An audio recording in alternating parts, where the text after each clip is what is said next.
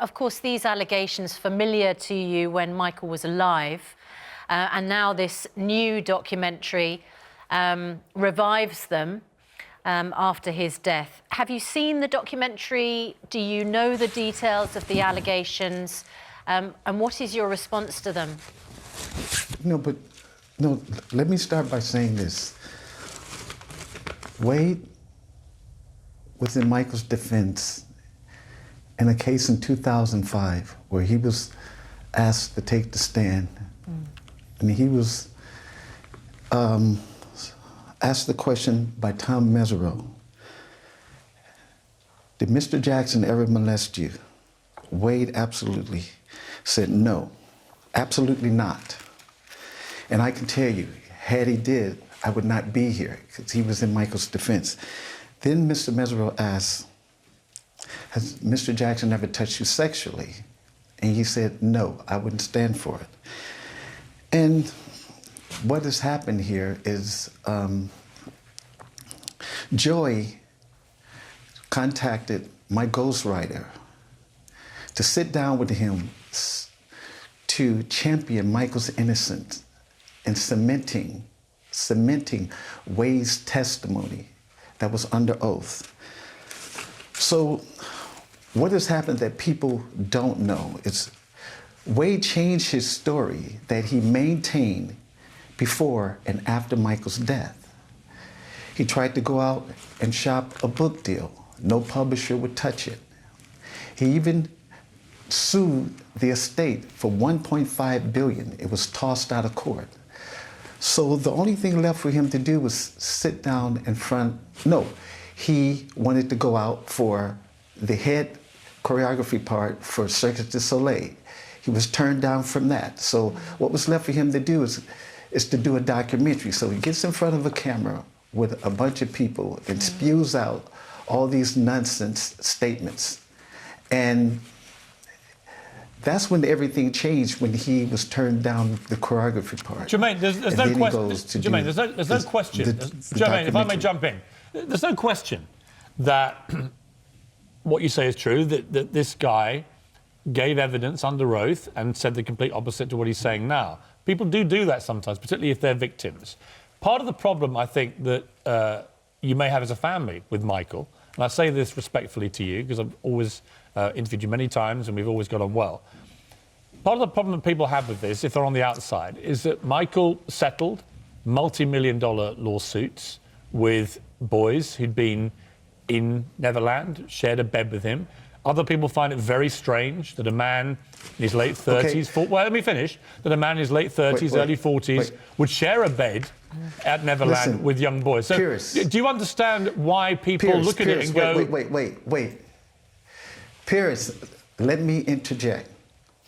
Those were slumber parties, and what they didn't tell you was there were little girls there, even with their parents, their uncles, and they were sitting down watching movies. During the time, I believe he was instructed by one of his legal team to do that. And that's why everybody's coming forth now. But I will say this, even when that settlement happened, the father killed himself because of guilt. And then the kid said, Michael never touched him. But he got tired of them dragging him through the mud and this and that. So that's what's going on now. I can imagine. The father killed himself because of guilt. Okay. How sure can you be, Jermaine, that Michael was completely innocent? He obviously led a very strange, unusual life. We all accept that. You were his brother. I could totally understand why you would want to defend him, right? I was a huge fan of Michael as a performer, probably the greatest performer I've ever seen. But how sure can you be, given that you were not there, that he did not have a side to him that was pretty dark, as this documentary is very graphic, it's very, it's terrible to watch. How sure can you be, Jermaine? Piers, I'm 1,000% sure because Michael was tried by a jury in Piers and he was acquitted on all of this because there was no real evidence. There was nothing there. And I would say this, our family are tired. We're very tired. Let this man rest. He did a lot for the world. Let him rest. And I'll just say this, there is no truth to this documentary. But you look at the series of events of Wade shopping book deals, filing the $1.5 billion lawsuit, trying to, and not to say it, but he was very close to the family. He even went out with two of my nieces. What impact is it? Jermaine, let me ask you this. We read reports that Paris, Michael's daughters, had to go into rehab as part of the fallout from the trauma that this documentary has brought her as Michael's daughter and so on. What impact? Clearly, it's had a huge impact on you as a family, but tell us the impact, the strain that it's had really on all the Jacksons, that this has now come out again. It makes these allegations. Michael's not here to defend himself. You're having to do it for him. But what has the strain been like for the family?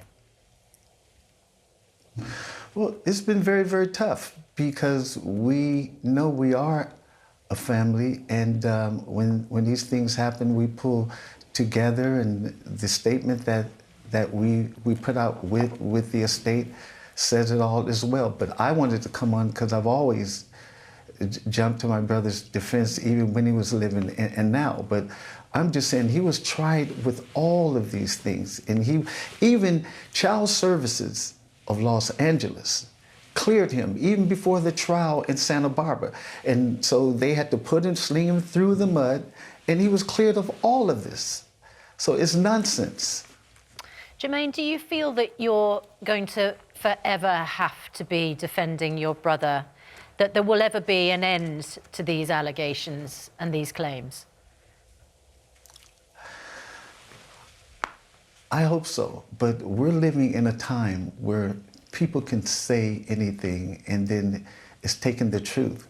Under oath, he said what he said. They would rather believe a documentary. They'd rather believe a documentary than looking at what was said under oath in front of a judge, jury, everything. Absolutely not. He did not touch me. Absolutely not.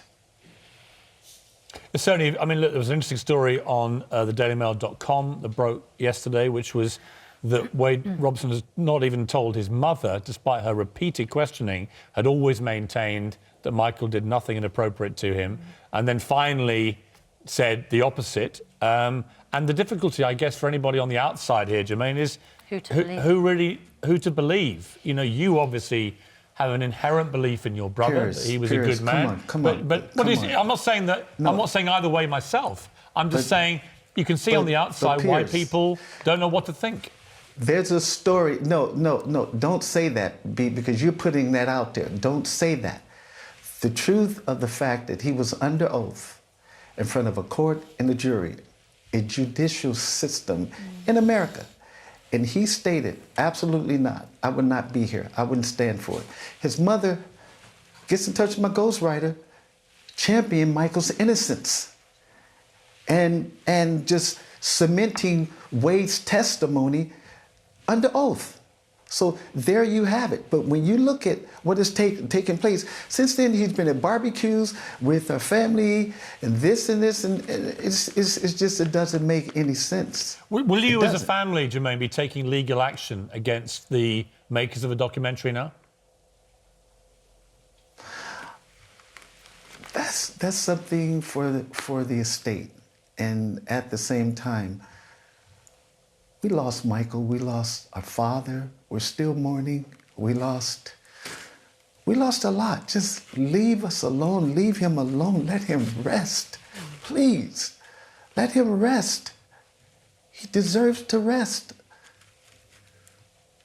Jermaine, it's good to talk to you. I wish it had been under different circumstances. Normally we talk to you about what you're doing with your other brothers and the band and the music and so on, but obviously this documentary has reared these, ugly claims again, and you're having to defend them. And I respect the fact that you, as a brother, have come on our show today to do that. So thank you very much.